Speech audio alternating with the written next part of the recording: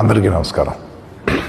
మొన్న మేము పుష్ప సినిమాకి ప్రీమియర్స్కి వెళ్ళినప్పుడు ఆర్టీసీ క్రాస్ రోడ్స్ సంధ్యా థియేటర్కి వెళ్ళామండి.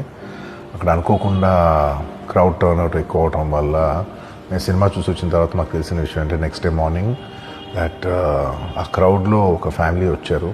ఆ ఫ్యామిలీ కొంచెం దెబ్బలు తగిలినాయి. అండ్ ముఖ్యంగా ఒక lady, the mother of 2 children, ఆవిడ రేవతి గారని, ఆవిడ నెక్స్ట్ డే మార్నింగ్ అన్ఫార్చునేట్గా ఆవిడ ఆ తొక్కిస్లాట్లో దెబ్బలు తగిలి ఆవిడ చనిపోయారని తెలిసింది. అది తెలియగానే మేము సుకుమార్ గారు, మేమందరం మొత్తం ఎంటైర్ టీమ్ ఆఫ్ పుష్ప అందరం సడన్గా డిసప్పాయింట్ అయిపోయి ఒక షాక్లోకి వెళ్ళాము. ఎందుకంటే అసలు ఇది వెరీ అన్ఎక్స్పెక్టెడ్. ఎందుకంటే లాస్ట్ 20 ఏళ్ళుగా ఆల్మోస్ట్ అన్ని సినిమాలకి మెయిన్ థియేటర్కి వెళ్ళి సినిమా చూసి వస్తాం అనేది ఒక తెలియని ఆనవాయితీ లాంటిది.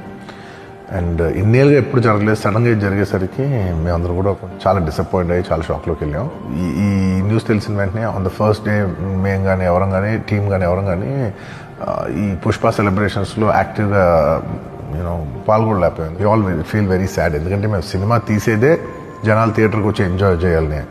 అలాంటి థియేటర్లో ఇలా ఒక ఇన్సిడెంట్ అయ్యేసరికి వి ఆల్ అది మాటలో చెప్పలేకపోతున్నా. Firstly, I would like to say condolences to the entire family.